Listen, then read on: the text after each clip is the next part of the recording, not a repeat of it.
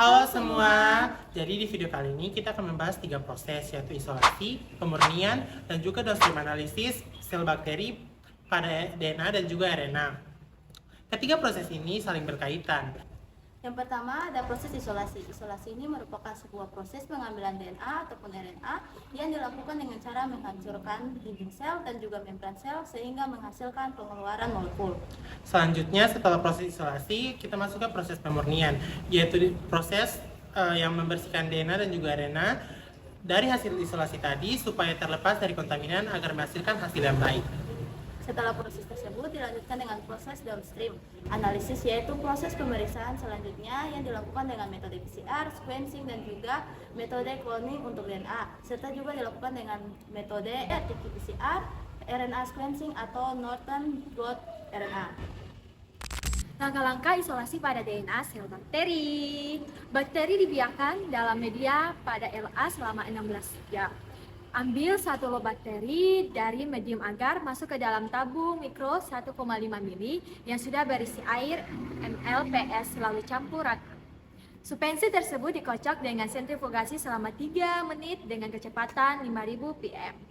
Ambil 100 mikroliter dari hasil sentrifugasi, pindahkan ke dalam tabung 1,5 mili yang baru. Tabung dipanaskan di atas air mendidih selama 30 menit, lalu disentrifugasi selama 3 menit dengan kecepatan 5000 rpm. Cairan di atas pelet dibuang sedangkan pelet ditambahkan 100 mikroliter buffer T 1 kali lalu dikocok. Tambahkan 500 ml buffer T 1 kali yang dingin, simpan dalam freezer dengan suhu minus 20 derajat Celcius. Selanjutnya kita masuk kepada pemurnian isolasi DNA. Yang pertama, pemecahan dinding sel bakteri. Dinding sel bakteri harus dihancurkan terlebih dahulu. Umumnya dilakukan dengan enzim lisosime memutus peptidoglika deterjen seperti SDS untuk menghancurkan membran. Bisa ditambahkan dengan metode klasik atau pemanasan singkat bed bidding bila diperlukan saja. Yang kedua, perlindungan terhadap DNase. Tambahkan EDTA atau pengikat bahan ion logam untuk menghambat DNase agar DNA tetap utuh. Yang ketiga, pemisah DNA dari protein dan komponen lain. Yang pertama yaitu metode klasik, ekstraksi fenol kloroform yang memisahkan DNA dari protein dan komponen lain. Yang kedua yaitu metode modern, menggunakan kit berbasis kolom silikas atau mekanik yang mengikat DNA sementara kotoran dibuang. Untuk plasmid DNA sering kali dipakai alkalilisis larutan basa atau NaOH dan SDS pemecah sel. Lalu plasmid dipisahkan dari DNA kromosom. Selanjutnya itu adalah pengendapan DNA. DNA diendapkan dengan etanol atau isopropanol lalu dicuci dengan etanol 70%. Lalu dilarutkan kembali dengan atau dalam air basah nukleut atau buffer TE. Yang selanjutnya itu perlakuan RNase opsional. Untuk menghilangkan RNA yang ikut terbawa bisa ditambahkan dengan RNase A. Yang berikut yaitu adalah pemeriksaan kualitas cek konsentrasi dan kemurnian dengan spektrofotometer atau rasio 260 atau 280 atau gel astrogose untuk melihat ukuran DNA. Hasil DNA bakteri yang murni, utuh, dan siap dipakai untuk berbagai analisis downstream seperti PCR atau qPCR, sekuensi genom, sestrika dan cloning, analisis mutasi, atau studi interaksi DNA protein. Langkah-langkah selanjutnya yaitu langkah-langkah untuk isolasi RNA sel bakteri. Yang pertama yaitu dilakukan lisis sel bakteri. Tujuan dari lisis sel bakteri ini untuk memecah dinding sel yang tebal. Biasanya dilakukan dengan menggunakan enzim seperti lisosom untuk gram positif dan penambahan deterjen seperti SDS atau Triton X100, serta melakukan kombinasi dengan metode mekanik seperti sonikasi dan bead beating. Dan juga pada tahap ini teman-teman, pengerjaannya itu harus cepat agar RNase atau enzim penghancur RNA tidak merusak RNA. Yang kedua yaitu inaktivasi RNase. Pada inaktivasi RNase ini dilakukan penambahan zat penghambat RNase, misalnya guanidium isotiasionate beta mercatoetanol supaya RNA tidak terdegradasi. Yang ketiga, pemisahan RNA dari DNA dan protein. Pada bagian ini terbagi menjadi dua metode, yaitu metode klasik dan juga metode modern. Pada metode klasik biasanya dilakukan dengan mengekstraksi fenol klorosom seperti trisol agar nanti lapisan air yang diambil mengandung RNA. Dan yang kedua yaitu metode modern. Biasanya digunakan dengan memakai kolom silika atau magnetik yang mengikat RNA sementara DNA dan protein dibuang. Yang keempat, pengendapan atau elusi RNA. Pada tahap ini, RNA diendapkan dengan etanol atau isopropanol, lalu dicuci dan dilarutkan kembali atau dielusi langsung dari kolom. Yang kelima, perlakuan DNase opsional. Untuk memastikan bahwa RNA bebas dari DNA genomik, sampel RNA bisa diinkubasi dengan DNase bebas RNase. Yang keenam, kontrol kualitas.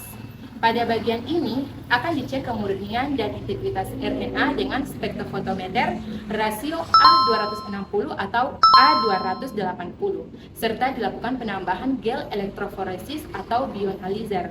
Dan juga tahap terakhirnya RNA akan diinkubasi pada suhu minus 80 derajat. Setelah dilakukan isolasi, maka RNA akan melewati proses pemurnian untuk digunakan lebih lanjut. Langkah-langkah pemurnian RNA sebagai berikut. Yang pertama, penghilangan DNA. Jadi, DNA dihilangkan menggunakan enzim DNase untuk memastikan bahwa sampel RNA bebas dari kontaminasi DNA. Yang kedua, penghilangan protein. Protein dihilangkan menggunakan fenol kloroform atau metode lain seperti pretipitasi dengan garam atau enzim protease. Yang ketiga, pretipitasi RNA. Jadi, RNA diendapkan menggunakan etanol atau isopropanol dingin. Yang keempat, pencucian RNA. Endapan RNA akan dicuci dengan etanol 70% untuk menghilangkan kontaminan. Yang kelima, pengeringan RNA. Jadi, endapan RNA dikeringkan untuk menghilangkan sisa etanol. Dan yang ketujuh, pengukuran kemurnian RNA. Kemurnian RNA dapat diukur menggunakan spektrofotometer UV dengan rasio A260 atau A280. Yang terakhir, penyimpanan RNA. Jadi, RNA yang telah dimurnikan dapat disimpan pada suhu 80 derajat Celcius untuk penggunaan lebih lanjut. Perlu diingat bahwa RNA sangat rentan terhadap degradasi oleh RNA, sehingga langkah-langkah pemurnian harus dilakukan dengan hati-hati dan menggunakan bahan-bahan yang bebas RNA-nase. Nah, sekarang kita masuk pada downstream DNA pada bakteri.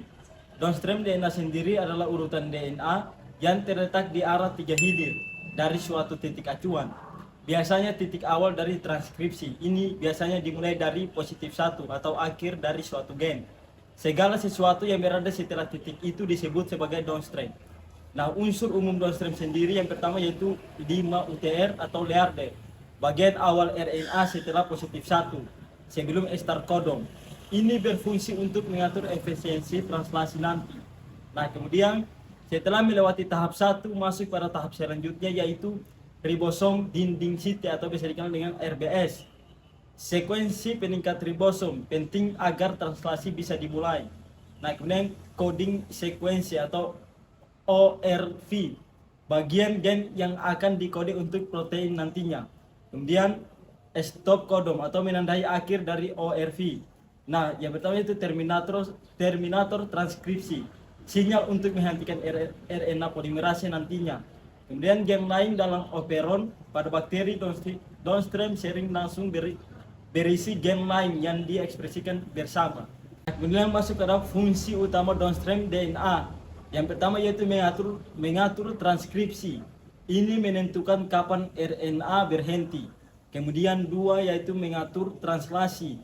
Posisi RBS dan start codon mempengaruhi efisiensi pembentukan protein nantinya. Kemudian 3 menjaga stabilitas mRNA. Struktur hilir dapat melindungi atau justru mempercepat degradasi nantinya. Kemudian 4 mendukung operon. Memungkinkan beberapa gen berdekatan kemudian diekspresikan bersama. Nah, dampak dari mutasi downstream DNA sendiri yaitu jika terminator rusak, transkripsi bisa berlanjut ke gen lain atau efeknya tidak diinginkan nantinya. Kemudian jika RBS berubah, ribosom sulit menganalisis start codon, translasi nanti akan melemah.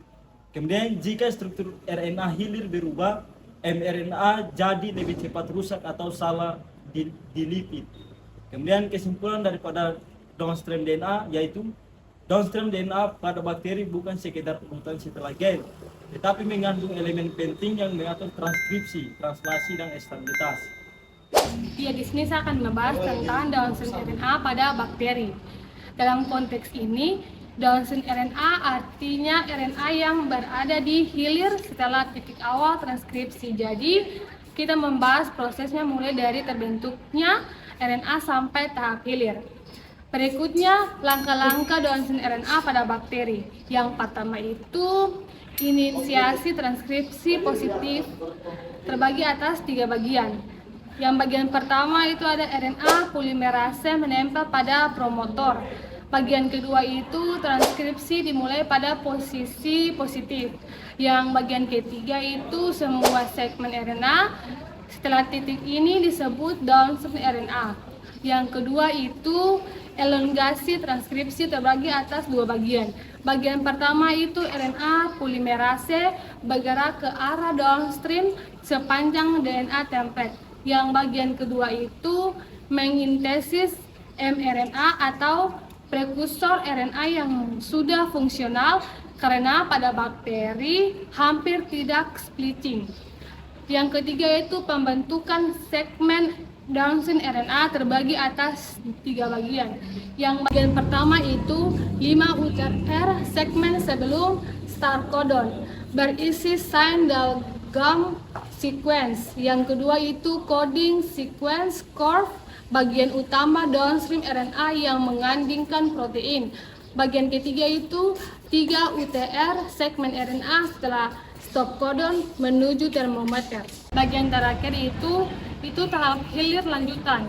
Akan terbagi cuma atas 1 bagian, yaitu protein hasil translasi downstream RNA akan mengalami lipatan atau folding, kadang modifikasi pasca atau translasi lalu menjalankan fungsinya di dalam sel.